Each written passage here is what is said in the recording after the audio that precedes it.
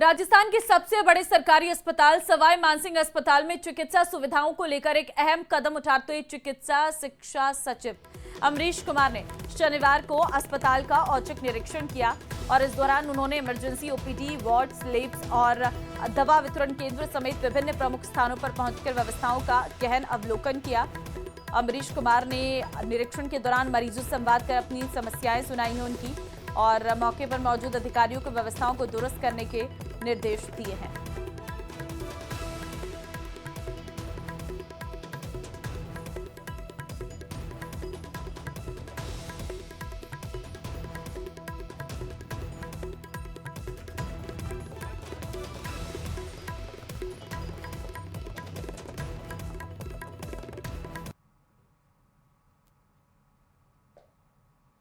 अस्पताल एसएमएस के अंदर जो चिकित्सा एक तरह से शिक्षा सचिव हैं, उन्होंने दौरा करते हुए तमाम हालात को और समस्याओं को पॉइंट आउट किया है। एक अच्छी पहल की है कि जिस तरह से अंदर एक तरह की व्यवस्था है उन पर सवाल खड़े किए हैं। बाहर आप देख सकते हैं किस तरह की पार्किंग व्यवस्था है, जहां पर इमरजेंसी में कई बार बड़ी अनहोनी होने की संभावना रहती है। ठीक उसी तरीके से पुरानी बिल्डिंग के अंदर कहां कहां जो प्लास्टर है टूट करके गिर रहा है, चूना टूट करके गिर रहा है, लीकेज कहां पर है, कबाड़ कहां इकट्ठा हुआ है, संक्रमण की समस्या कहां हो सकती है, इन तमाम चीजों को लेकर के डायरेक्शन दिए गए हैं।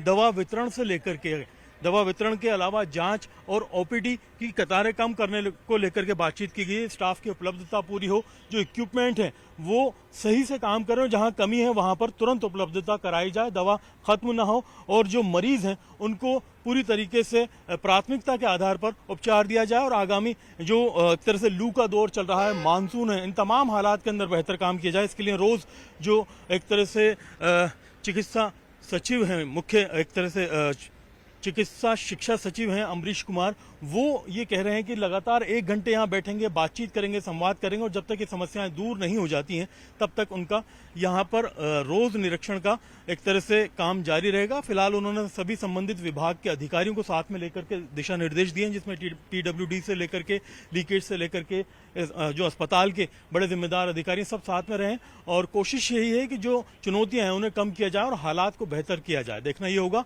कि उनकी ये पहल कितनी कारगर साबित होती है। कैमरा पर्सन अविनाश के साथ में अरबाज अहमद, न्यूज़ 18 के लिए जयपुर से। करौली से बड़ी खबर आपको देंगे। करौली में मौसम का मिजाज बदला है। अचानक से हल्की बारिश से तापमान में गिरावट आई है और सुबह से क्षेत्र के लोग उमस भरी गर्मी से परेशान थे और आसमान में छाए बादल और हल्की बारिश का दौर। बारिश से सड़कों पर बह निकला पानी। उमस भरी गर्मी से हल्की राहत जरूर मिली है। तो तस्वीरें हम आपको दिखा रहे हैं करौली की, जहां पर मौसम ने अचानक से करवट बदली है। सुबह से जिस उमस भरी गर्मी से लोग परेशान थे उससे थोड़ी राहत जरूर मिली है। मौसम में बदलाव से हल्की बूंदाबांदी यहां पर हुई है और मौसम परिवर्तित हुआ है।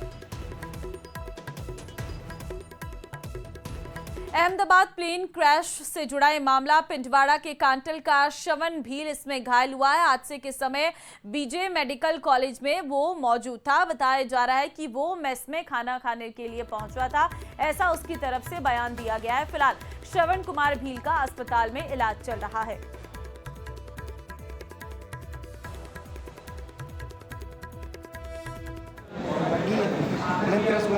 खाना खा रहा था, वहाँ से दीवार की टूट के लगी। फिलहाल कहाँ लेकर जा रहे हैं? अभी तो बाड़ी में। आप क्या कर रहे थे एग्जैक्टली? खाना खा रहे थे 6 से। हाँ श्रवण, खाना खा रहा था, वहाँ से दीवार की टूट के लगी। फिलहाल कहाँ लेकर जा रहे हैं? अभी तो बाड़ी में। आप क्या कर रहे थे एग्जैक्टली? खाना खा रहे थे 6 से। हाँ श्रवण, खाना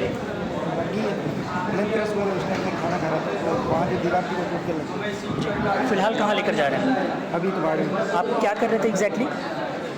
खाना खा रहे थे 6 से। हाँ श्रवण,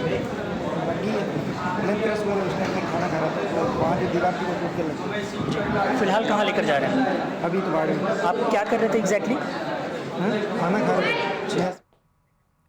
और अब खबर कोटा से है। अहमदाबाद विमान हादसे में कोटा के मयंक की जान बच गई है। मयंक हादसे के चंद मिनट पहले ही बिल्डिंग से बाहर निकला था। हादसे में मयंक सेन के रूममेट सहित 3 की मौत हो चुकी है।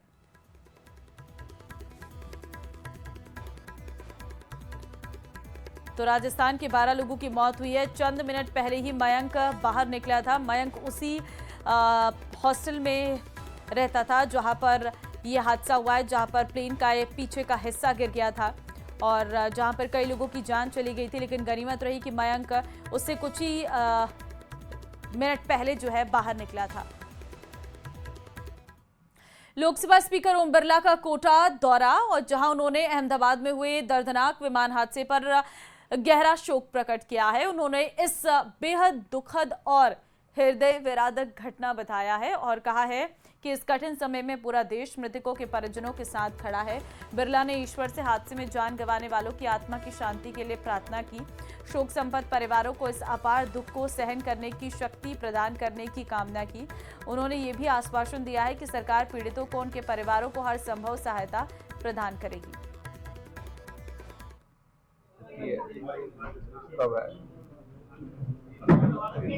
इस दुख की घड़ी में सारा देश मृतकों के परिवार के साथ खड़ा है।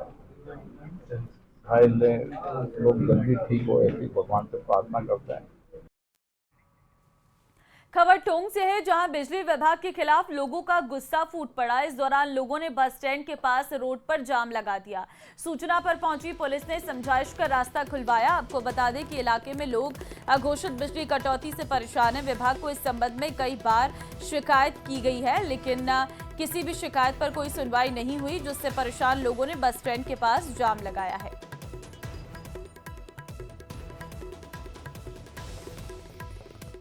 दौसा जिले के लालसोट में सवाई माधोपुर थून एनएच के पास बजरी माफिया का अवैध कारोबार लगातार प्रशासन की आंखों में धूल झोंकते हुए फल फूल रहा है।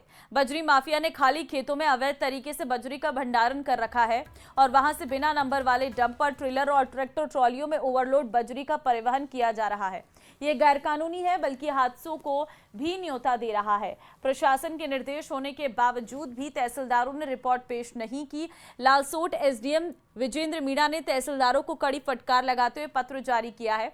एसडीएम ने चेतावनी दी है कि दुर्घटना या राजस्व हानि की स्थिति में तहसीलदार की जिम्मेदारी तय की जाएगी। पहले भी एसडीएम द्वारा क्षेत्र में कार्रवाई करते हुए बजरी के अवैध स्टॉक, धर्मकांटे जब्त किए जा चुके हैं। इसके बावजूद बजरी माफिया की दबंगई कम नहीं हुई है। एसडीएम मीणा ने लालसोट और निजरना तहसीलदारों को सख्त लहजे में ये जल्द रिपोर्ट भेजने के निर्देश दिए हैं ताकि अवैध गतियों पर समय रहते अंकुश लगाया जा सके। बजरी माफिया के खिलाफ ये मामला अब सिर्फ कानून व्यवस्था का नहीं, बल्कि प्रशासन की कार्यप्रणाली पर भी सवाल खड़े कर रहा है। वर्तमान में भी दोनों तहसीलदारों को मेरे द्वारा पाबंद किया गया है कि इनमें सब में 177 के प्रकरण बनाकर पेश करें। उनके द्वारा सूची बनाकर पेश कर दी गई है और शीघ्र ही उनसे 177 के प्रकरण बनाकर जो स्टॉक अवैध रूप से हैं, धर्मकांटे हैं, उनको शिकायत जब्त करने की कार्रवाई की जाएगी। और आगामी सप्ताह में एसआईटी की जो मीटिंग है वो हम रख रहे हैं और जो भी स्टॉक है उनके खिलाफ प्रभावी कार्रवाई करेंगे।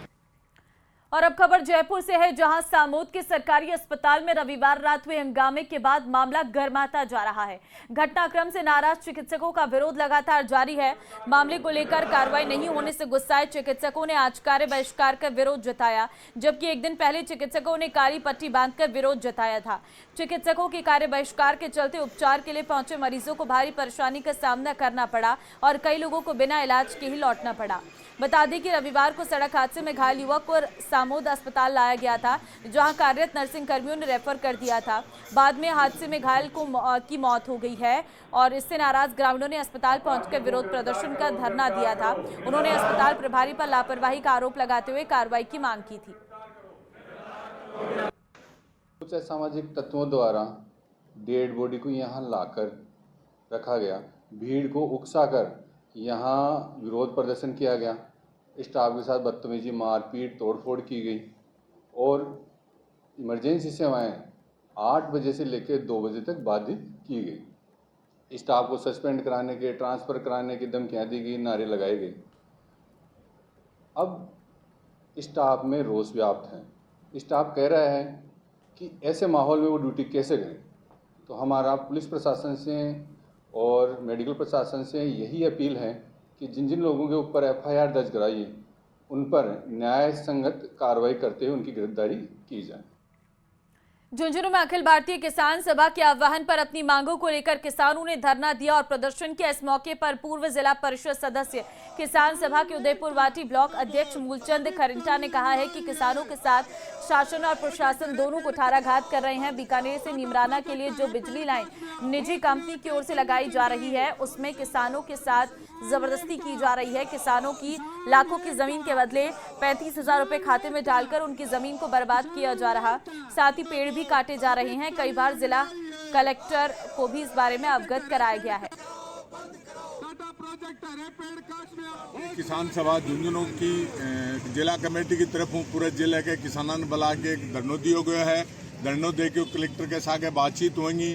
एक तो टाटा कोई प्रोजेक्ट की विद्युत विभाग की लाइन जा रही है, निमराना लेके बीकानेर आ रही है, निमराना जा रही है और हजारों की संख्या का वहाँ पेड़ काट दिया किसानों का। न कोई परमिशन न कोई बात है और नहीं किसानों को मुआवजा दे रहे हैं। और किसान की जमीन होने पड़ो दामा सिर्फ 35,000 रुपया खाते में गिर की जमीन पर